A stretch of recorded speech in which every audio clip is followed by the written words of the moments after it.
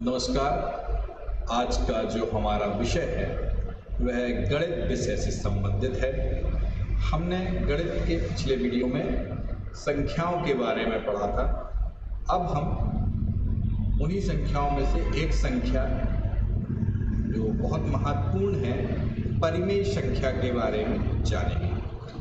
अक्सर गणित के विद्यार्थियों या अन्य विद्यार्थी जो प्रतियोगिता परीक्षा की तैयारी करते हैं, उन्हें परिमेय संख्या पहचानने में खासा दिक्कत होती है। तो हम लोग कोशिश करेंगे कि ये टॉपिक आपको अच्छे से समझ में आ जाए। तो ये स्टार्ट करते हैं। परिमेय संख्या यानी रेशनल नंबर। परिमेय संख्या P/Q के रूप में लिखी जाने वाली संख्याएं परिमेय संख्या कहलाती हैं। P/Q के रूप में लिखी जाने वाली संख्या P/Q के रूप में लिखी जाने वाली संख्याएं परिमेय संख्या कहलाती हैं, जहां P तथा Q पूर्णांक होंगे। पूर्णांक यानी कि इंटीजर्स नंबर होंगे। P/Q इंटीजर्स नंबर आप लोग जानते ही होंगे।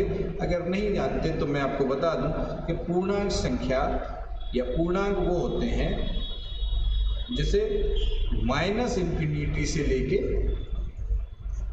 0 समेत +इंफिनिटी तक पूर्णांक संख्याएं होती हैं।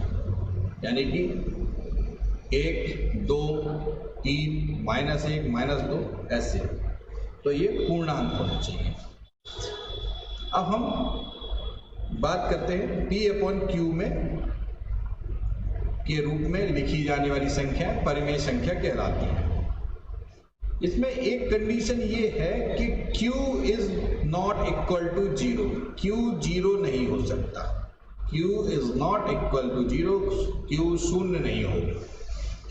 P/Q के रूप में लिखी जाने वाली संख्या परिमेय संख्या कहलाती है, जहां P/Q पूर्णांक हो लेकिन Q शून्य ना हो, यानी Q is not equal to 0। उदाहरण के रूप में समझें, जैसे 0.1, इसको हम 0 लिख सकते हैं। 4/1 यानी कि 4। अगला है 4/7, 9/2, -3/8, -1/2। ये दो सभी पूर्णांक संख्या हैं और इसमें Q की वैल्यू है। Q की वैल्यू आप देख रहे होंगे सभी संख्याओं में Q की जो वैल्यू है वो 0 नहीं है। 0 नहीं है। पुनः आप समझ लें कि P/Q के रूप में लिखी जाने वाली संख्याएं परिमेय संख्या कहलाती हैं, जहां P तथा Q पूर्णांक है।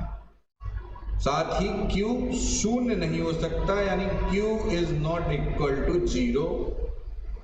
उदाहरण हमने आपको दिए, 0/1 लिख ले या 0 लिख ले, ये 4/1 या ये 4/7, 9/2, 3/8, सॉरी -3/8, -1/2। आगे बढ़ते हैं। सभी धन, ऋण, शून्य, सम, विषम, भाज्य, अभाज्य तथा क्रमागत आदि पूर्ण संख्याएं परिमेय संख्याएं होती हैं। आदि पूर्ण संख्याएं परिमेय संख्याएं होती हैं, क्योंकि हर के स्थान पर 1 लिख देने से वे P/Q के रूप में परिवर्तित हो जाती हैं। मैंने आपको पहले ही बताया है कि P/Q के रूप में लिखी जाने वाली संख्या परिमेय संख्या कहलाती हैं। और यदि कोई धन संख्या है, पूर्ण संख्या है, शून्य संख्या है, सम संख्या है, विषम संख्या है, भाज्य संख्या है, अभाज्य संख्या है या क्रमागत आदि पूर्ण संख्याएं हैं, जो परिमेय संख्या कहलाएंगी, क्योंकि इनके हर के स्थान पर या इनके नीचे बटा के नीचे अगर हम 1 लिख दे तो वे P/Q के रूप में परिवर्तित हो जाएगी और वे परिमेय संख्या बन जाएगी। एक परिमेय संख्या को अनंत रूपों में लिखा जा सकता है। आप बता दें कि एक कोई परिमेय संख्या है, उसको कई रूपों में लिखा जा सकता है और अनंत रूपों में लिखी गई प्रत्येक परिमेय संख्या का मान समान होता है। ये बात ध्यान रखिएगा कि एक परिमेय संख्या को अनंत रूपों में लिखा जा सकता है और अनंत रूपों में लिखी गई प्रत्येक परिमेय संख्या का मान जो होता है वो समान होता है। यानी उदाहरण के रूप में अगर हम समझें कि अगर हम 1/2 को लें, 1/2 को लें तो इसको हम 2/4 भी लिख सकते हैं, 3/6 भी लिख सकते हैं, 4/8 भी लिख सकते हैं, 5/10 भी लिख सकते हैं। लेकिन इनके अगर हम मान देखेंगे परिमेय संख्या का, इन सभी संख्याओं का, तो इनका मान 1/2 ही होगा, या अगर हम दशमलव में इसको बांटें तो 0.5 ही होगा, 0.5 ही होगा।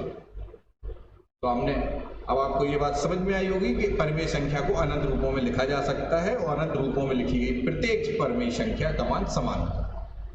अब हम आगे बढ़ते हैं।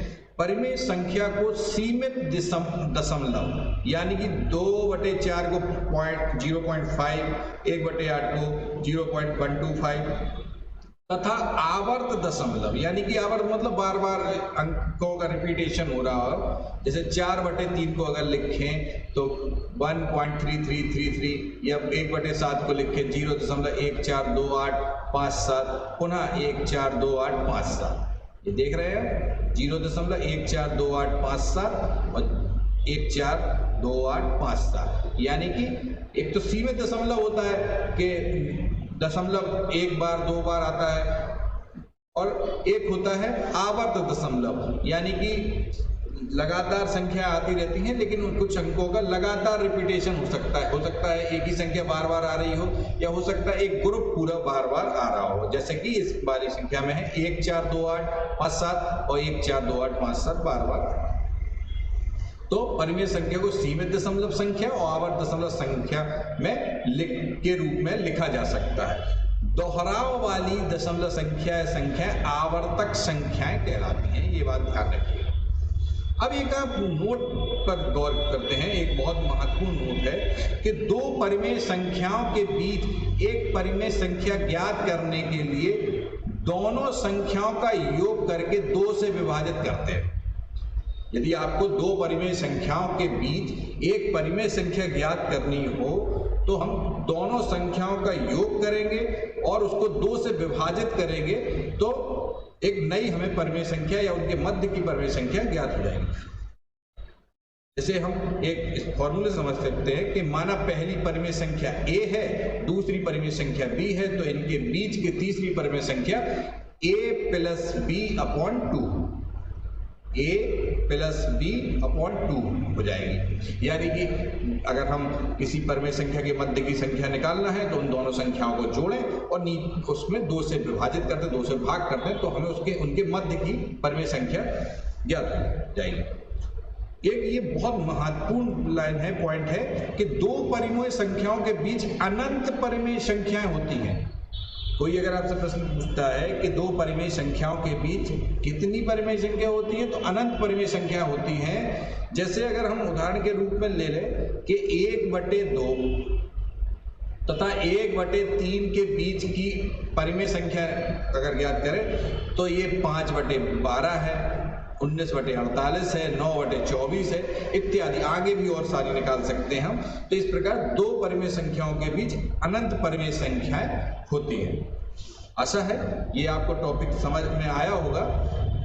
पुनः एक बार थोड़ा सा रिवाइज करा देता हूं मैं कि परिमेय संख्या वे संख्या जो P/Q के रूप में लिखी जाने वाली संख्याएं परिमेय संख्या कहलाती हैं, जिसमें P/Q पूर्णांक होता है और जिसमें Q शून्य नहीं हो सकता, यानी Q = 0। फिर सभी धन, ऋण, सम, विषम, भाज्य, अभाज्य, क्रमागत आदि पूर्ण संख्याएं परिमेय संख्या होती हैं, क्योंकि अगर इनके हर में एक लिख देंगे तो ये P/Q के रूप में परिवर्तित हो जाएंगी और ये परिमेय संख्या बन जाएगी। आगे बढ़ते हैं। परिमेय संख्या को सीमित दशमलव और आवर्त दशमलव संख्या के रूप में भी लिखा जा सकता है, और दो परिमेय संख्याओं के बीच एक परिमेय संख्या ज्ञात करने के लिए दोनों संख्याओं के योग करके 2 से विभाजित कर देते हैं। यानी कि a + b, पहली संख्या a है, दूसरी संख्या b है, और उसको 2 से विभाजित कर देंगे तो ये बीच की या मध्य की संख्या ज्ञात हो जाएगी। और अगली बात कि दो परिमेय संख्याओं के बीच अनंत परिमेय संख्या होती हैं, ये आपको पॉइंट याद रखिएगा, दो परिमेय संख्याओं के बीच अनंत परिमेय संख्या होती है। इसी के साथ ये जो टॉपिक है वो समाप्त होता है। आशा है आपको ये समझ में आया होगा।